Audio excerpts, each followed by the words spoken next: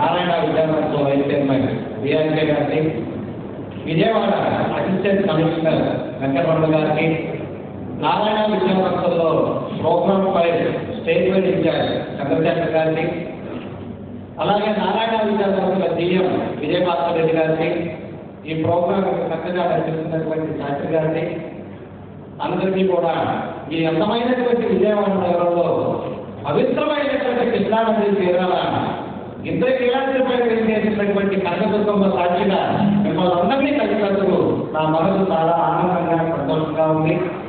మరి మీకందరికీ తెలుసు, నారాయణ విద్యాసంస్థలు అంటే 2005లో ఎలక్ట్రానిక్ మీడియాతో ప్రింట్ మీడియాతో ఇంటర్వ్యూ ఇచ్చినప్పుడు డాక్టర్ పి నారాయణ ఇది ఎక్సలెన్సీ, కామన్గా ఇది ఎక్సలెన్సీ అనేటటువంటి పదాన్ని ఒక ప్రెసిడెంట్గా ఒక ప్రైమ్ మినిస్టర్గా మనం వాడతాం. కానీ నేను కొంత సాహసం చేసి ఇది ఎక్సలెన్సీ అనేటటువంటి పదాన్ని మా డాక్టర్ పి నారాయణ గారికి వాడటం జరిగింది. కారణం ఏంటంటే 2005 ఐఐటి రిజల్ట్ వచ్చినప్పుడు నారాయణ గ్రూప్లో అంతకుముందు ఆంధ్రప్రదేశ్ విద్యా వ్యవస్థ మొత్తం మనం పరిశీలించినట్టయితే ఆంధ్రప్రదేశ్ నుంచి ఐఐటి సెలక్షన్స్ ఒక 5 లోపో 10 లోపో 20 లోపో మ్యాక్సిమం 100 లోపో ఉండేది. 2005లో నారాయణ ఐఐటి మొదలుపేట స్కూల్ స్టార్ట్ చేస్తూ నారాయణ గారు హైదరాబాద్లో ఎలక్ట్రానిక్ మీడియా ప్రింట్ మీడియా అంతకుముందు చెప్పినటువంటి మాట, రాబోయేటటువంటి విద్యా సంవత్సరాలలో నారాయణ ఐఐటి అకాడమీని దాని ద్వారా ఆంధ్రప్రదేశ్ని యావత్ భారతదేశం కనిపించే విధంగా తీర్చిదిద్దుతారని చెప్పారు. దానికి కావాలంటే పాత క్లిప్పింగ్లు కూడా మనం చూసుకోవచ్చు ఎలక్ట్రానిక్ ప్రింట్ మీడియాలో. అనుకున్నటువంటి విధంగా ఐఐటిలో ప్రతి సంవత్సరం కూడా 2005, 2006 వచ్చే సంవత్సరాలు కూడా బొమ్మగా ర్యాంకులు నారాయణ ఐఐటి అకాడమీ సాధించడం జరిగింది. ఈ సంవత్సరం తీసుకున్నటువంటి రిజల్ట్స్ చూస్తే 10లోకి 4 ర్యాంకులు, అలాగే యావత్ దక్షిణ భారతదేశంలో అంటే ఆంధ్రప్రదేశ్, కర్ణాటక, కేరళ, తమిళనాడులో వచ్చినటువంటి టాప్ 14 ర్యాంకులో 7 ర్యాంకుల్ని సొంతం చేసుకున్నటువంటి విద్యాసంస్థ నారాయణ విద్యాసంస్థ. అంటే ఆ క్రెడిట్ మొత్తం కూడా ఆంధ్రప్రదేశ్లో ఉన్నటువంటి దళితులకి, ఆంధ్ర రాష్ట్రానికి చెందినటువంటి అత్యంత ప్రతిభా పాత్రలు, శక్తి సామర్థ్యాలు, తెలివితేటలు, సమయస్ఫూర్తి, శ్రమ చేసేటటువంటి మనస్తత్వం ఉన్నటువంటి విద్యార్థిని విద్యార్థులందరికీ కూడా ఈ గౌరవం చెందుతుందని సభాముఖంగా తెలియజేసుకుంటూ, జాతీయ స్థాయిలో ఒక ఐఐటీఏ కాకుండా ఏఐటీ, అలాగే రాష్ట్ర స్థాయిలో జరిగేటటువంటి విద్యాకాలేజర్, డీమ్డ్ యూనివర్సిటీస్, యూనివర్సిటీ అన్ని వసతి సెక్టార్స్లో కూడా ఎస్పీసీ పరంగా నారాయణ విద్యాలయం చెందినటువంటి పిల్లలు 20 నుంచి 22% మంది ఈరోజు యావత్ భారతదేశంలో ఉన్నారు.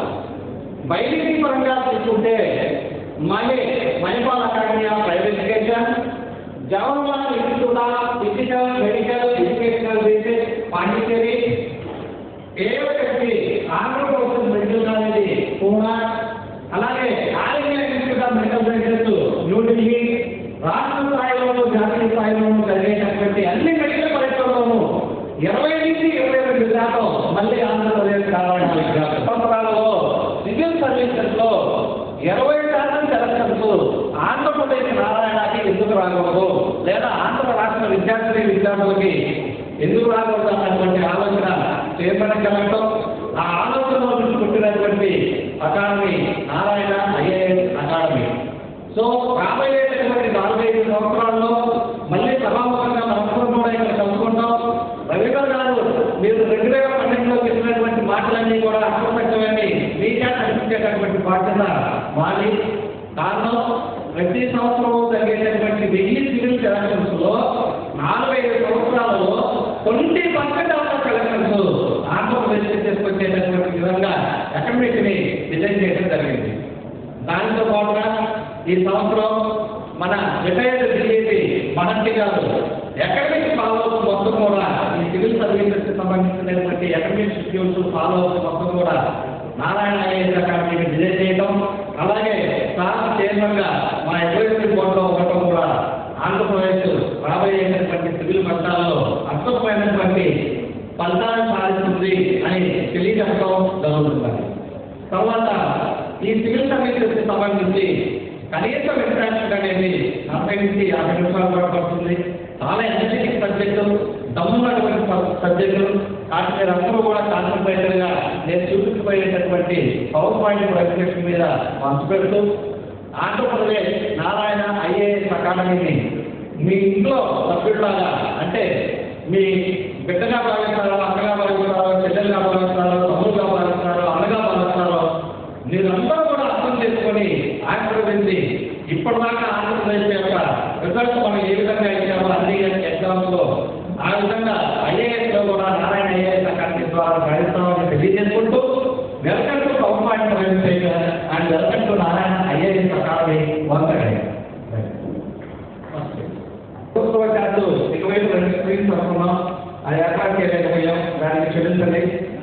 The Constituent Assembly of Independence saw the need for giving a secure autonomous channel to public service commission both at federal and provincial level for ensuring unbiased recruitment to civil services and also for protection of service interests. With the promulgation of the new Constitution for Independent India on 26 January 1950, the Federal Public Service Commission was accorded a constitutional status as an autonomous entity and given the title Union Public Service Commission. ఇందాక చెప్పారు స్వాతంత్ర పూర్వం భారతదేశం ఎన్ని పనులు పడింది, మనం ముందు పరంగా ఎంత కష్టపడ్డాం, ఆ ముందుని ముందుకు తీసుకెళ్ళడానికి ప్రపంచ దేశాల మొత్తంలో కూడా భారతదేశాన్ని సమకాలికంగా నిర్వహించేందుకు ఒక అన్బయాస్ అంటే ఎటువంటి భయానికి కానీ ఆందోళన కానీ ఒత్తిడికి కానీ గుర్తున్నటువంటి సివిల్ సర్వీస్ యొక్క అవసరం భారతదేశానికి వచ్చినప్పుడు ఒక స్వతంత్ర వ్యవస్థగా ఆవిర్భవించినటువంటి వ్యవస్థ union public service commission New Delhi. అలాగే సివిల్ సర్వీసెస్ లో ఎన్ని రకాల కోర్సులు ఉన్నాయి, ఎగ్జామినేషన్ ప్యాటర్న్ ఏ విధంగా ఉంటుంది, అవన్నీ కూడా మనం ఇప్పుడు కోరుకుంటున్నాం. మరి సివిల్ సర్వీసెస్ అనగా ఐఏఎస్ మాత్రమే కాకుండా ప్రైవేట్ సర్వీసెస్ లో 6 రకాల సర్వీసులు ఉంటాయి. ఆ 6లో ముఖ్యమైనటువంటిది Indian Administrative Service, Indian Police Service, Indian Foreign Service, Indian Forest Service, Indian Engineering Service, Indian Statistical Services. ఇవన్నీ కూడా ప్రైవేట్ భాగంలో రాబోతున్నాయి. అలాగే గ్రూప్ ఏలో మొత్తం సివిల్ సర్వీసెస్ లో 3 క్యాడర్స్ ఉంటాయి. ఒకటి ప్రైమ్ క్యాడర్, రెండోది గ్రూప్ ఏ సర్వీసెస్, మూడోది గ్రూప్ బి సర్వీసెస్. గ్రూప్ ఏలో పరిశీలించినట్లయితే Indian PSC account finance service, Audi and account service, revenue service, customs and centralise కి సంబంధించినది, ఇన్కమ్ ట్యాక్స్ లో కూడా ఒక రెవెన్యూ సర్వీస్ ఉంటుంది. అలాగే defence account service, Indian revenue service, income tax, Indian ordnance tax services group A, Indian council service, civil account service, railway traffic service, railway account service, railway personnel service, post of assistant security commissioner in railway production force, Indian defence estate service, Indian information service, Indian trade service and Indian corporate law service.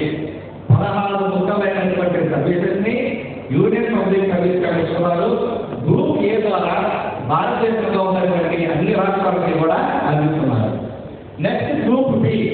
Group B అనేది కేంద్ర పాలిత ప్రాంతాలకు సంబంధించినటువంటి services, వాటిని కూడా Union public service Commission ద్వారా civil services ని అందిస్తున్నారు. గ్రూప్ బిలో army forces head quarter civil service, Delhi, Andaman Nicobar, Lakshadweep, Daman Diu, Dadra Nagar Haveli, Pondicherry civil and Pondicherry police service. So మనం చూసినటువంటి సివిల్ సర్వీసెస్ అన్ని కూడా ప్రైవేట్ విభాగంలో 6 రకాలు, గ్రూప్ ఏలో 16